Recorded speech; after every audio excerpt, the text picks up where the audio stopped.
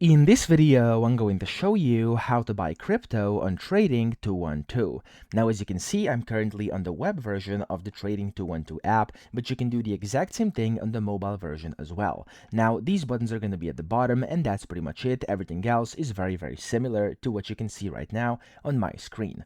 Also, I'm currently in practice mode, but this can be done on your real account as well. So first, go to the top left here and switch from CFD or Invest to Crypto. This is where you can basically buy crypto.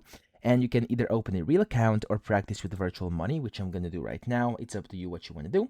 And then here under my watch list, top movers or most traded, etc., you can find the crypto you want to trade. So for this example, we're just going to do some Ethereum. I'm going to click on it. If you can't find your crypto, go to the top right. You can go and type it in, and it's going to find your crypto just like that.